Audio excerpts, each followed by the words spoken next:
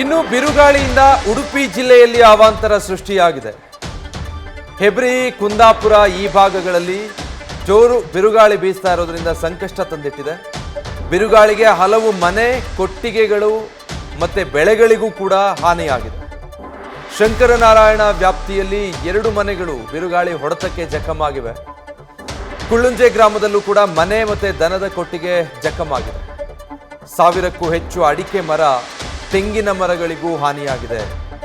ಇನ್ನು ಬಾಳೆ ಗಿಡ, ಕಾಳು ಮೆಣಸು, ಗೇರು ಬೆಳೆಗಳಿಗೂ ಕೂಡ ಇದರಿಂದ ಹಾನಿಯಾಗಿದೆ.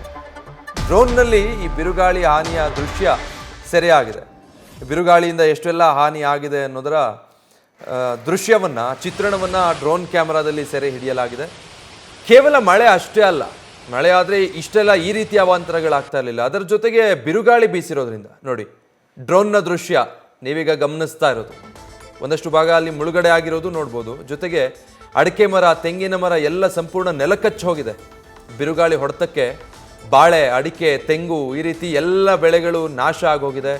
ಮನೆಗಳು, ಬೆಳೆಗಳು ಎಲ್ಲ ಹಾನಿಯಾಗಿರೋದು. ಕೊಟ್ಟಿಗೆಗಳು ನೋಡಿ, ಆ ಮನೆನೋ ಅಥವಾ ಕೊಟ್ಟಿಗೆ ಇರ್ಬೋದು, ಅದು ಅದರ ಮೇಲ್ಭಾಗ ಹಾರು ಹೋಗಿದೆ. ಬಿರುಗಾಳಿ ಹೊಡೆತಕ್ಕೆ ಸಂಪೂರ್ಣ ಛಿದ್ರ ಆಗಿರೋ ಪರಿಸ್ಥಿತಿಯಲ್ಲಿದೆ. ಜಖಮಾಗೋಗಿದೆ ಮನೆ, ಕೊಟ್ಟಿಗೆ ಎಲ್ಲ. ನ್ಯೂಸ್ ಫಸ್ಟ್, ನಿರ್ಭೀತಿಯಿಂದ ನಿಮ್ಮ ಪರವಾಗಿ.